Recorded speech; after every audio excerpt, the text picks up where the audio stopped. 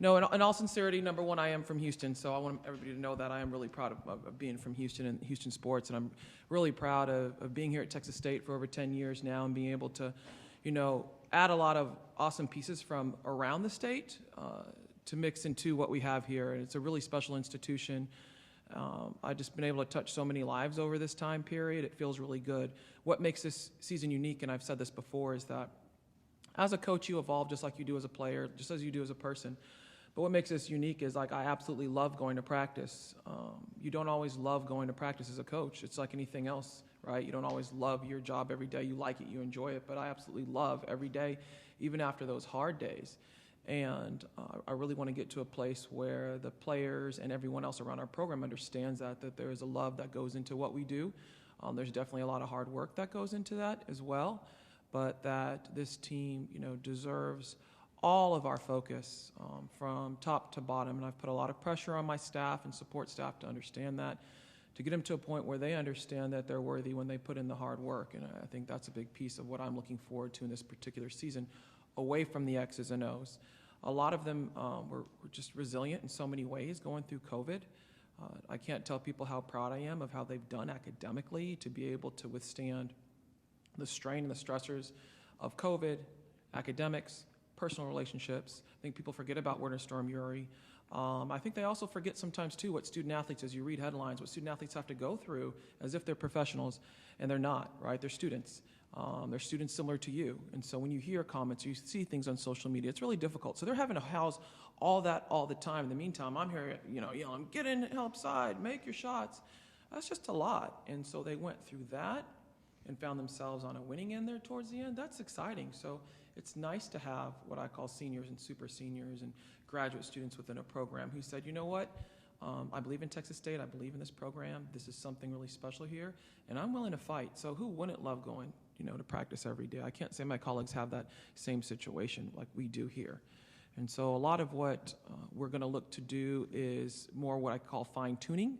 I tell them a lot, we shouldn't have to coach much effort. There might be some days we don't need to coach effort. We need to do more fine-tuning of things that we need to do to get better. This is a very prideful group of women, and that obviously shows to me because of what they did last year as well as academically, and the majority of their families are all in, regardless of socioeconomic background. Their families are all in, and I really do appreciate that about this particular team. Well, Coach, one of the things we talked about earlier was how much turnover there's been in the conference, but I went and looked at all the rosters in the league, and y'all have the most returners this season. And so how much of an advantage do you feel like that'll give your team to have that kind of continuity? I think continuity in any relationship is really important, right? Whether you talk about your personal relationships, you talk about coaching relationships, continuity provides some level of stability. So stability then provides opportunities for others as well as knowledge if, everyone gets along. And so for us, I don't necessarily it's an advantage, but that's just where we are, right? And we'll utilize that to our advantage just because these players really do care. Yeah, so Lauren talked about it earlier about, the mental health stuff and doing yoga.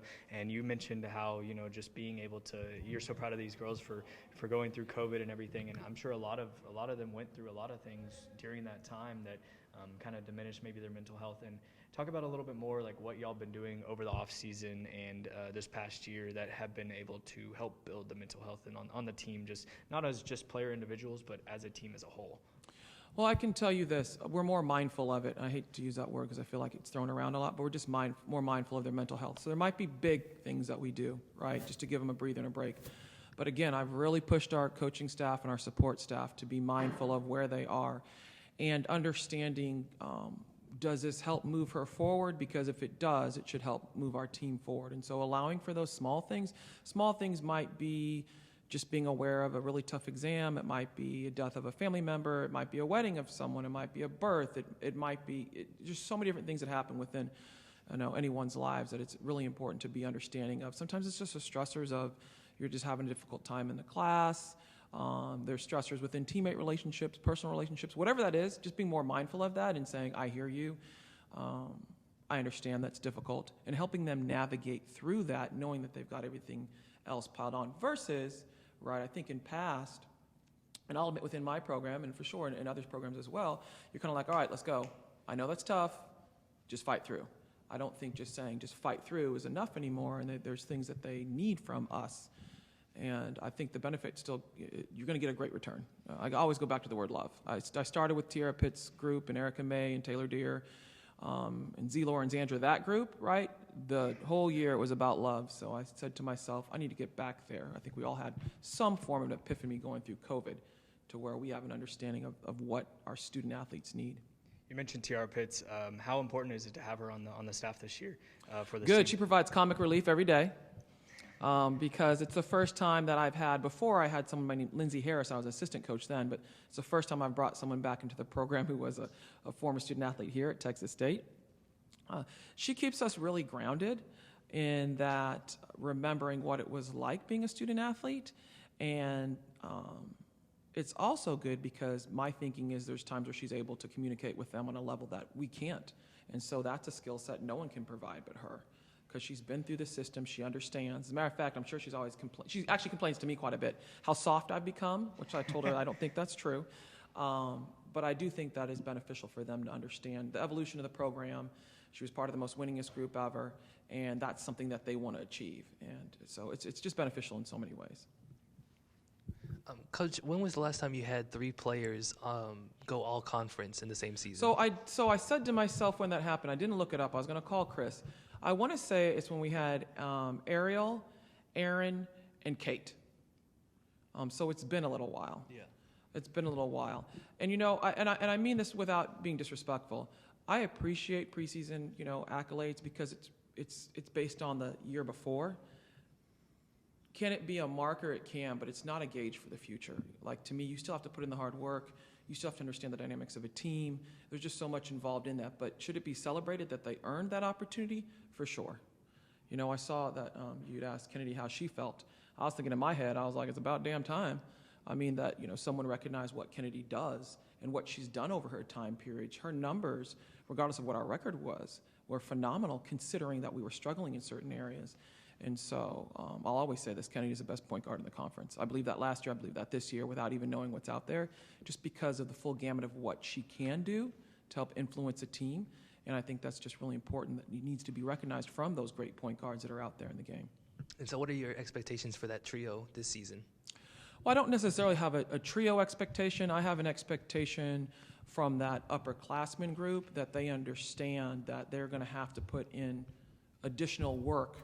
And sometimes that work isn't coming in the gym and shooting shots. For most of them, it's not. It's not about shooting shots. It's not about taking care of your body. It's really about being a great teammate and mentoring others and helping push them. That's where they've evolved from the get in the gym, do more, watch more film, because a lot of them are already doing that. It's now, what can I do to be a great teammate? What can I do to humble myself, right? And maybe hold back so someone else now can have an opportunity so we can all win. I think that's going to be important. But they're hungry.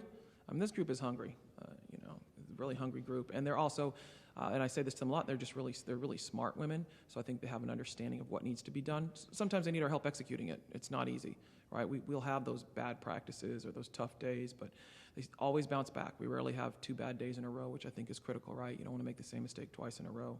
So I really appreciated that. Coach, how much does it help for this team to be that hungry and going into, opening your season with Baylor right off the bat? Very important. I take the first scout. I've been doing that actually since Tiara's year, Tiara and Taylor Deere's year. I take the first scout, so I have a really good understanding of what it's like for my assistant coaches to go through that. But in this case, they just named Nalissa Smith preseason All-American, right, team. Like, the kid is special. I'm watching it thinking she's a first-round draft pick, if not number 1. And outside of that, they've also had the opportunity to bring in players who are transfers and grad transfers who can shoot the ball. So now, different than Mulkey's past teams with Nikki, they're going to be able to open it up. And for me, it's exciting because they're good friends of mine. I played for her husband. Honestly, I hung out with them a lot. I went to Dream Camp. So for me, it's kind of a fun friendship, but obviously that competitiveness is there as well. I think it's going to be really important, number 1, that we're sound defensively, and that is a team win. It's not going to take any 2, 3, 4.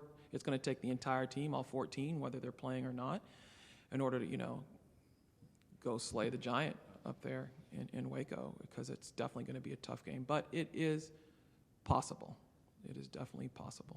I know you always believe in your teams and everything, but having this senior-led team, with all the seniors you have returned, all the starters, You know, how much does that help you and give you confidence? And like you see, you fine-tuning stuff now. How much does that help that you don't have to spend time trying to teach them things that, you know, you already expect them to know and just grow from there? I think like anyone else who has veterans or people within their program or team or family that have an understanding, it allows you to breathe a little bit more and then focus in other areas. And I've told them the one thing I've learned about them after going through our camping trip is learn how to listen and trust more and step back. Whereas I think most people would agree I'm pretty type A and hands-on. In this case, I have to trust myself and trust them. And so I do find times where I'm pretty quiet and I let things evolve naturally to test within practice where we are maturity-wise, and the same thing off the court as well. And what I found myself most of the time, we're in a really positive situation because they're able to manage those things, which is great. So then now I truly can focus in other areas that are going to help them achieve ultimately what we want. Coach, I remember this time last year, with the shortened off season, I think you said you wanted to install a lot of the things that Oregon was doing, and you pretty much just didn't have time. How much more were you able to accomplish given the full off season that you had this season? Well, there's some focuses and fine tuning. I mean, everybody knows I'm a ball screen coach, so there's not going to be a surprise. So there's some things as specific to our ball screen action with the current personnel that we're able to work on. In addition to that, Coach Teamer, now been named associate head coach, is going to be in a role where he's strong. His strong focus is going to be on our defense, and there's some things that we need to do defensively. I feel like they can be much better that we're really focusing on as well. But you're right, COVID just changed so much. I don't think people understand. I mean, we only played one home game in the preseason, right? I mean, there's just it's crazy to think and believe what these athletes went through. So I'm just really proud of my team for understanding and just cherishing this opportunity that they have.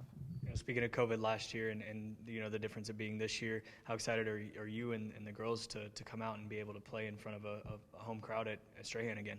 It feels really good. I'm actually happy they can spend time with their families. It's hard to tell them, be careful of being around your family. And I didn't really even mean their own parents, but I meant more the cousins and the little ones and, just the stressors of, I don't want to be the one to shut down our team. So I'm really happy that they're going to be able to see those people. They're going to be able to go visit with them in the stands. We're going to be able to see those smiling faces. I'm really excited about that piece of it. Coach, you've got a Texas Tech transfer coming in this season. Can you tell us what John is going to bring to the team? Jonna brings a dynamic style of play. I think people are going to enjoy that. She definitely has swag to her game. She has ability to be able to put on the floor, shoot, distribute the ball. Honestly, I'm watching film and I'm thinking to myself, is Kennedy over there in the corner resting while Jonna goes to work to set her up for a shot? That might happen every now and then. Kennedy might be guilty of that every now and then. But it's nice because it takes a lot of stress off of Kennedy and what we're asking her to do, but it also takes stress off of our other scorers, right? When you talk about Lauren and Denasia and Jacqueline, what they're able to do, because she has the ability to really stretch the floor out, and she's really good at being able to distribute the ball, it just adds that other layer for us. Similar to what we had when we had Tasha Levitt and we had Taylor Deere. You have two young women that are pretty good off the bounce, can handle the ball, but are scorers, right? I'm not going to sit here and tell you that, Jonna is a Tasha as far as shooting says, but let's just say she shot the ball pretty well for us. And so we're excited about that. It opens up driving lanes. It opens up opportunities for our forwards to be able to get looks. And so it's been tremendous. And I'm just really happy that, we got a Oklahoma girl to leave Lubbock, not that hard to do, and come down here to beautiful San Marcos. One of the things Denasia mentioned was how much work she put in on kind of her body transformation and getting in shape. And I feel like that's the case for a lot of players on your team this year. How much of a focus was that for your team? So I think when it comes to young women and body image, it's really important that you focus on just being fit in order to play, not really how you look. And so it's interesting you ask this because we met with a brand new nutritionist. This program has evolved over years regarding nutrition and fitness and how we look at what we need to do with our bodies, what we eat, and how we train. And I feel like we're in a really good place. Again, I go back to we're just doing some fine-tuning. There's an understanding of once I'm able to cross that first month of changing how I eat, what I do, sleep, rest, hydration, man, I feel so much better. I can get up and down the floor better. There's just so much more I can do. And since they're competitive and they want to win, they're willing to go ahead and sacrifice, not having X, Y, Z or doing more in a particular area. So for sure, I think by far I've heard so many comments because of COVID, people hadn't seen Denasia until we had our tip-off dinner. They're like, oh my goodness, look at how much she's transformed her body. I remember her freshman year. I was like, oh, I remember too. how much she has changed, but she isn't the only one who's evolved over, like you said, as far as fitness. And we're not all there yet. Let me be honest, we're not all there yet, but a lot of them really are taking pride in trying to do better, and it's part of their mission statement that they had formulated themselves, that they want to do better regarding nutrition. And I thought that was pretty interesting because that's something that comes directly from the team. You hit on mental health and nutrition and a little bit of Jonna. And what other things this year are we expecting to be a little bit different than last year that maybe we haven't hit on yet and that maybe we're not aware of that you want to bring to light for us? I think this team is still evolving, so it'd be difficult to say. We've had one scrimmage. We have another one coming up that's going to be pretty challenging. These are close scrimmages, so I'd be curious to say. I think you'll find that they're like some of the teams we've had in the past. You're going to have some personalities out there. I think that fans will enjoy. You're definitely going to see us always working hard. That's not going to change whatsoever. But it's still early to say how this team ultimately would be defined until we, go a little bit deeper in the season and obviously into conference play. We talked about, the 4 starters returning, but also there's a lot of depth in this basketball team. What are you excited for depth-wise, and just about the players coming off the bench? What are you confident in? I'm excited for the competition that's being provided within practices. I think that's really important in having understanding. And from a coaching perspective, I'm spending a lot more time on the analytics side of practice and just doing a lot more charting, truly paying attention, refining, looking at small things. I really immersed myself in our guard play this year, and so I'm really able to take a deeper dive into what it is that we need to do. So that piece of it I'm really excited about. Being able to help our program. And then honestly show them, again, I go back to they are smart young women. I think once you show them on film and you explain and you look at numbers and say, okay, I get what you're saying. You're right, that makes sense. Or you know what, I disagree. And so at least you can have an educated conversation regarding the game of basketball about what needs to happen and why. Now, they may not always agree at the end, but that's not for them to decide. If I'm the steward of this program, that's what I'm supposed to be able to do, is try to get us all in the best position. But I think it's good because we have some healthy competition that's like right there knocking on the door. And even if she's not able to start, I always talk about our top 7 or 8 players, though. Really, I don't really like to speak in terms of starters. I like to speak in terms of 7 or 8 players. And we all know, still we're coming off COVID. There's going to be some soft tissue stuff going on. Not everybody's going to be in shape, so that needs to maybe be even deeper. So there's going to be a need for people to come in and help.